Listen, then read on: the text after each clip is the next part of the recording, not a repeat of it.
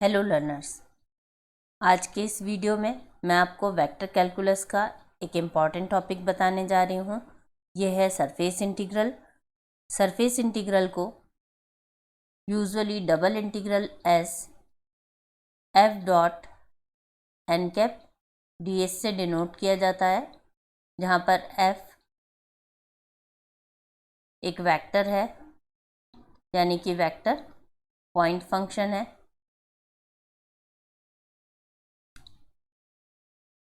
और n cap outward going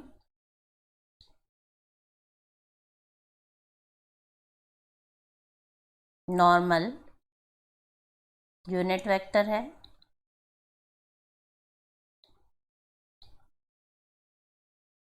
ds depend करेगा इस एस सरफेस पर। इस एस सरफेस का प्रोजेक्शन जिस भी प्लेन पे होगा उसके अकॉर्डिंग इसकी वैल्यू आएगी।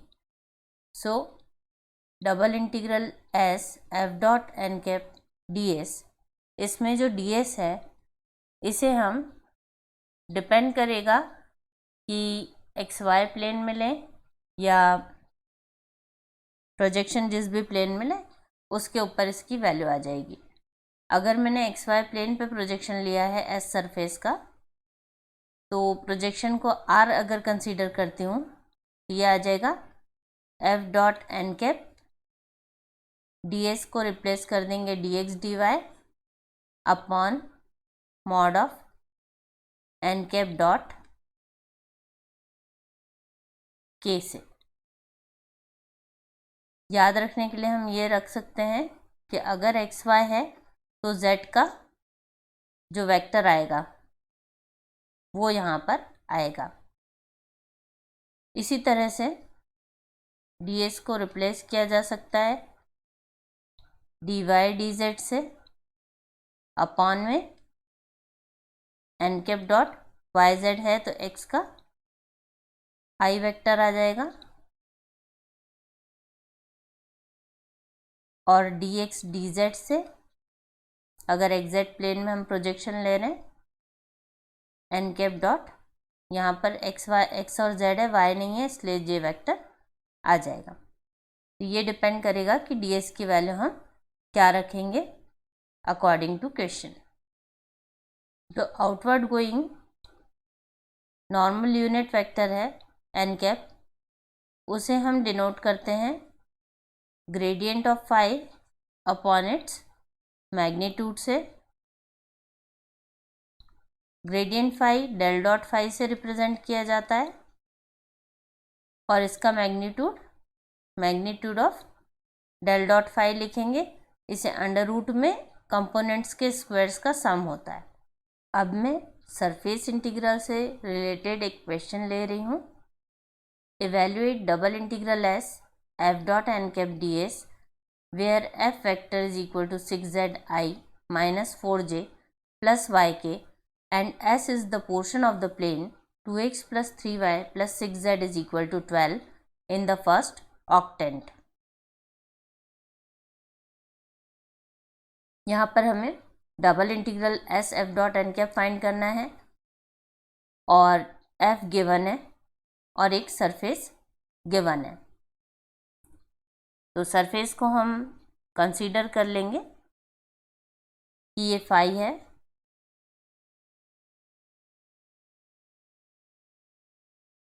Late phi is equal to 2x plus 3y plus 6z minus 12, और इस पर ग्रेडियंट फाइंड कर लेंगे। So gradient of phi can be written as del dot phi. Del की डेफिनेशन से i del by del x plus j del by del y plus k del by del z, और phi जो बाहर multiply होगा तो इन सभी में phi आ जाएगा ब्रैकेट के बाहर रखने के बाद। तो ये ग्रेडियंट फाई की डेफिनेशन होती है। ग्रेडियंट पे आप मेरे पुराने वीडियो देख सकते हैं। अकॉर्डिंग टू क्वेश्चन फाई की ये वैल्यू है, तो इस वैल्यू को यहाँ पर सब्सटीट्यूट कर लेंगे। 1 बाय 1 डिफ्रेंशिएट करते जाते हैं। I del by del x of this function, x के रेस्पेक्ट में करेंगे तो वाई जेड और कांस्टेंट टर्म 0 हो जाएंगे, इसलिए बचेगा 2। इसी तरह से दूसरे वाले में y के रेस्पेक्ट में 3 आ जाएगा और तीसरे में z के रेस्पेक्ट में 6 के साथ में क्या आ जाएगा। फाइनली सिंप्लीफिकेशन करके हमें एक वेक्टर मिलेगा जो 2i plus 3j plus 6k रहेगा और ये वेक्टर ग्रेडियंट फाई का वैल्यू है। अब हमें पता है कि gradient vector normal to the surface होता है, तो ये वेक्टर नॉर्मल है टू द सरफेस, इसलिए n cap gradient phi upon its magnitude होगा। तो इसे लिख लेंगे 2i plus 3j plus 6k upon under root of इसके कंपोनेंट्स का स्क्वायर, 2 का स्क्वायर, 3 का स्क्वायर और 6 का स्क्वायर। ये 49 आ जाएगा, 49 का अंडर रूट निकाल लेंगे, it is 1/7। 2i plus 3j plus 6k। अब हमें एफ डॉट एन कैप की ज़रूरत है, तो सारी चीज़ें 1 बाय 1 हम फाइंड करते जाते हैं और लास्ट में डबल इंटीग्रल में पुट कर देंगे।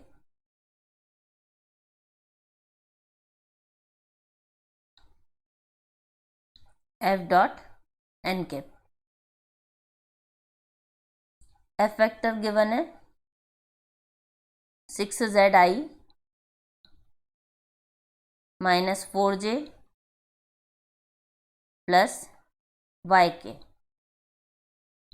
इंटू एन कैप की वैल्यू पुट कर देंगे। ये जो आई है 2i plus 3j plus 6k divided by 7। ये डॉट प्रोडक्ट है और डॉट प्रोडक्ट में I dot I, J dot J और के डॉट के 1 होते हैं, आई जे जे के आई 0 हो जाते हैं, इसलिए आई डॉट आई वाली टर्म मल्टीप्लाई होगी 2 इंटू 6 12 और z आ जाएगा, आई डॉट आई 1 हो गया, माइनस 4 इंटू 3 माइनस का 12 और 6 into y 6y। Finally simplified expression is 12z minus 12 plus 6y।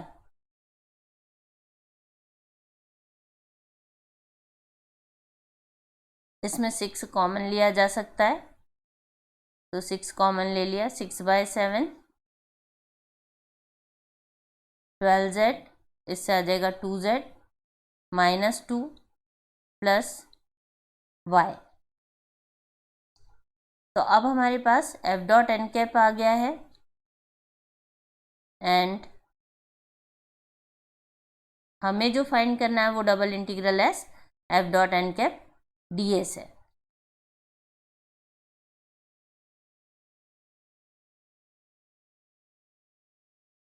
अब एक फिगर ड्रॉ कर लेंगे कि जो सरफेस हमें गिवन है वो सरफेस किस तरह से दिखती है।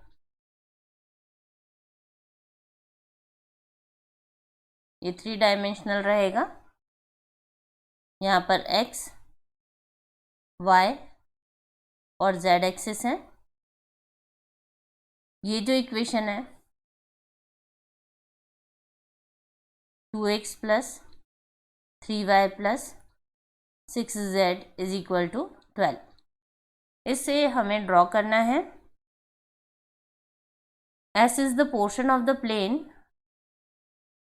इस प्लेन का पोर्शन है जो सरफेस है इन द फर्स्ट ऑक्टेंट, तो यानी कि ये पॉजिटिव ऑक्टेंट है। 3D में ऑक्टेंट बनते हैं, टोटल 8 पार्ट्स बनते हैं डिफरेंट पॉजिटिव नेगेटिव मिला के।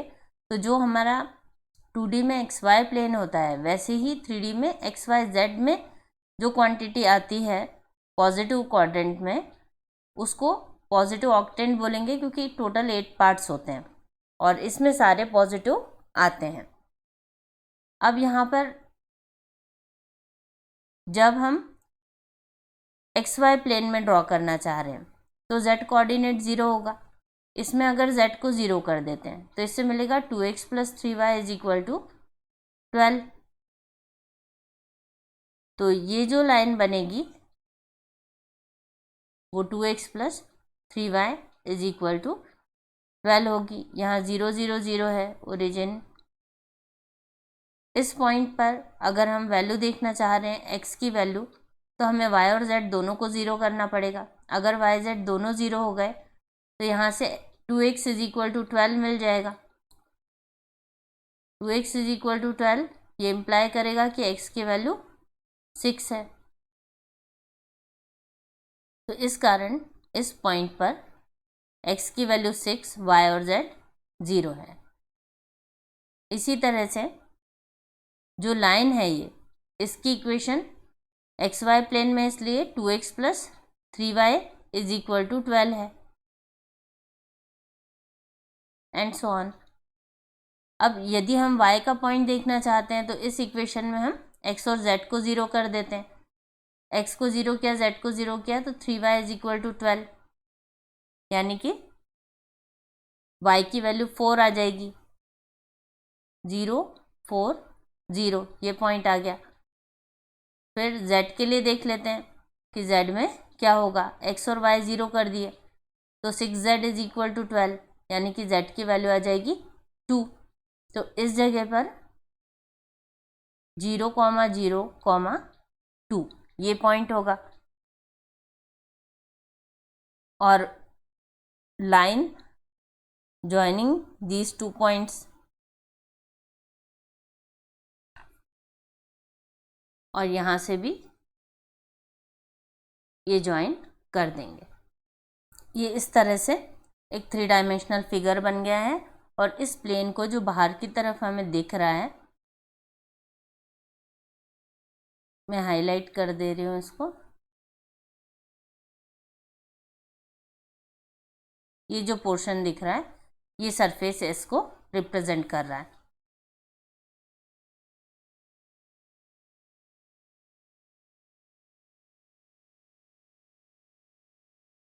अब हमें double integral SF.n ds find करना है। तो इससे हमें ये वैल्यू तो मिल चुकी है। ds की वैल्यू डिपेंड करेगी कि हम किस प्लेन में इसका प्रोजेक्शन ले रहे हैं। अगर हम इस प्लेन का प्रोजेक्शन YZ प्लेन पे लेते हैं तो ये dy/dz हो जाएगा।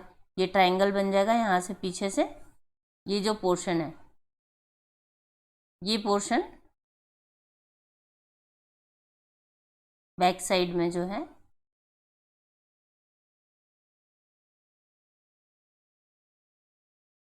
YZ प्लेन में है।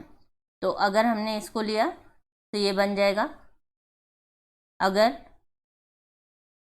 हमने XZ प्लेन में इसका प्रोजेक्शन लिया, तो ये दूसरे कलर से मैं दिखा रही हूँ। ये XZ प्लेन में लिया तो यहाँ पर आ जाएगा। और अगर हमने XY प्लेन में लिया तो ये पोर्शन जो येलो से मार्क्ड है, तो यहाँ पर जो येलो पोर्शन है वो XY प्लेन में है। और मैं इस ट्राइंगुलर सरफेस का जो प्रोजेक्शन ले रही हूँ वो XY प्लेन में ले रही हूँ। तो ये लाइन तो इस लाइन पर ही रहेगी और यहाँ से प्रोजेक्शन ये वाली लाइन का यहाँ पर आ जाएगा और इस लाइन का यहाँ पर आ जाएगा। तो अल्टीमेटली येलो वाला पोर्शन जो है ये हमारे पास आ जाएगा। तो हम इस कारण से ds को, इसको मैंने r कंसीडर किया है, तो F.n dx dy upon n dot k लिख लेंगे।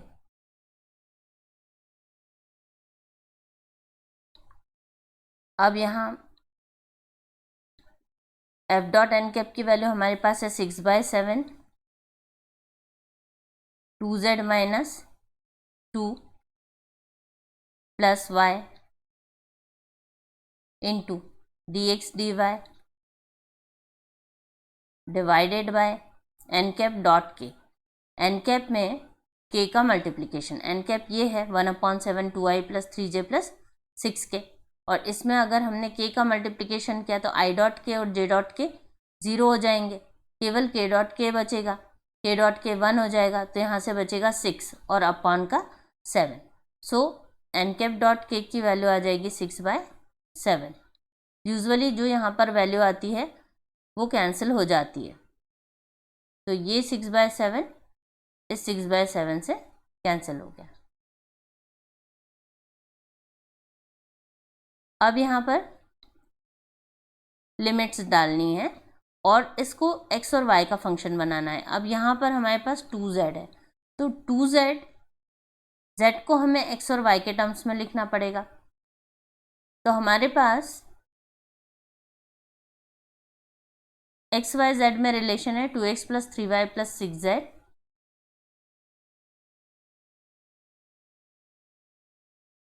Is equal to 12।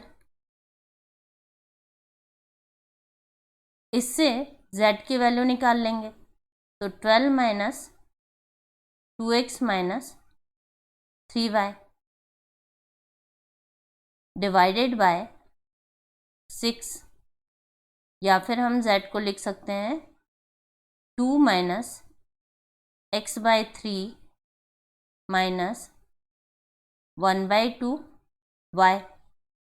तो z को रिप्लेस कर देंगे इससे, जब इसमें 2 का मल्टीप्लाई करेंगे 2z है तो 2 का मल्टीप्लाई करेंगे तो आ जाएगा 4 minus 2 x/3 minus divided by 2 है तो माइनस y आ जाएगा, -2 प्लस y ब्रैकेट क्लोज करेंगे dx dy लिखेंगे। अब यहाँ से ये -y और +y कैंसिल हो गए और कुछ और थोड़ा सा सिंप्लीफाई भी हो जाएगा, तो हम इसे लिख सकते हैं डबल इंटीग्रल r 4 - 2 2 हो जाएगा और 2 minus 2x upon 3 into dx dy। यहाँ पर जो प्रोजेक्शन लिया था वो पोर्शन एक्स वाई प्लेन का हम अलग से ड्रॉ कर लेंगे।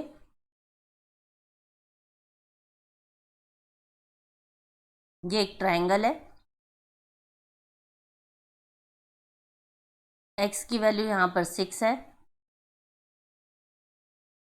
और y की वैल्यू यहाँ पर 4 है, तो 0 4 यहाँ का आ जाएगा।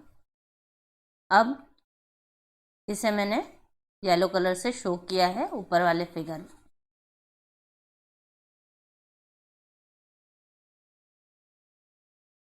ये जो पोर्शन है प्लेन का,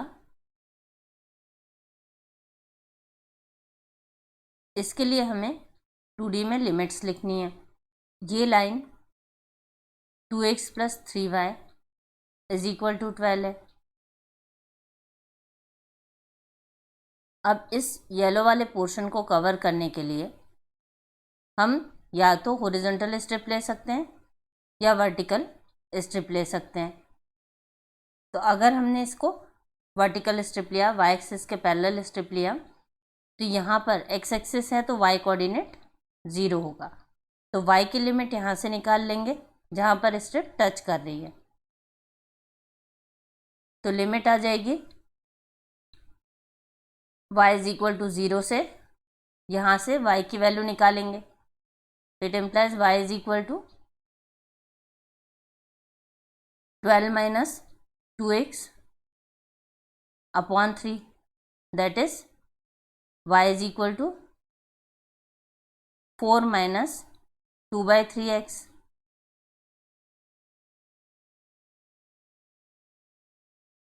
तो 4 माइनस 2/3 x वैल्यू आ जाएगी।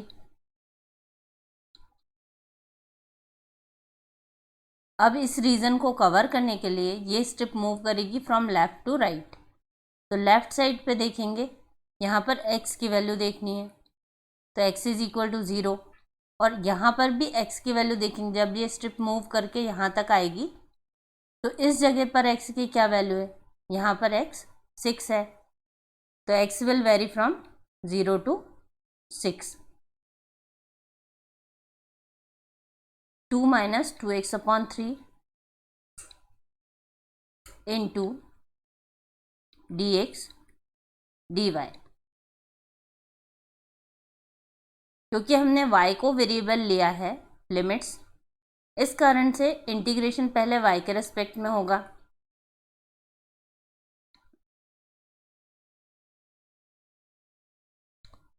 इसलिए integrating with respect to y,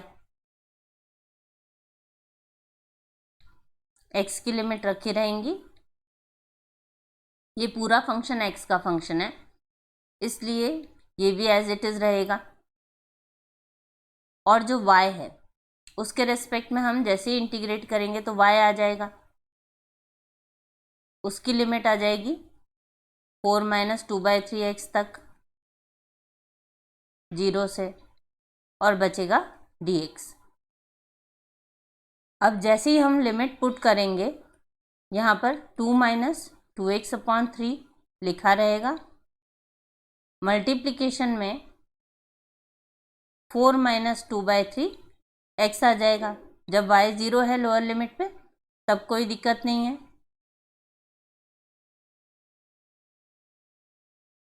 अब ये पूरा एक्सप्रेशन x में कन्वर्ट हो जाएगा।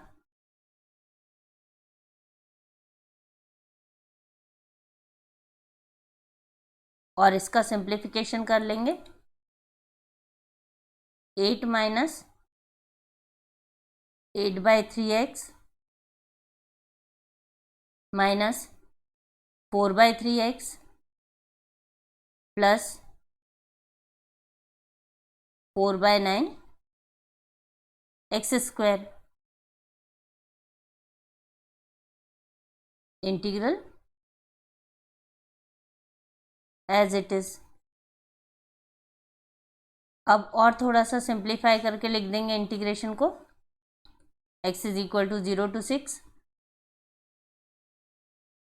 4/9 x² माइनस 8/3 और 4/3 माइनस का 12/3 means minus 4x plus 8 dx।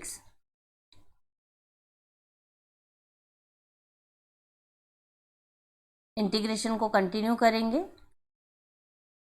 4/9 x³ upon 3 minus 4x² 2 plus 8x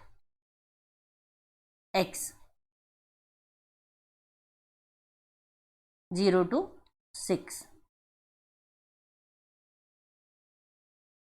value put कर लेंगे और सिंप्लीफाई कर लेंगे। फाइनली जो आंसर आएगा इट इज 8।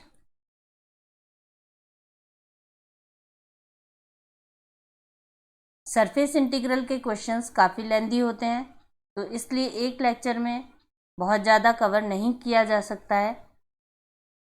तो और 2 क्वेश्चंस मैं लूँगी, बट उसके लिए वीडियो नया बनाऊँगी। Thanks for watching.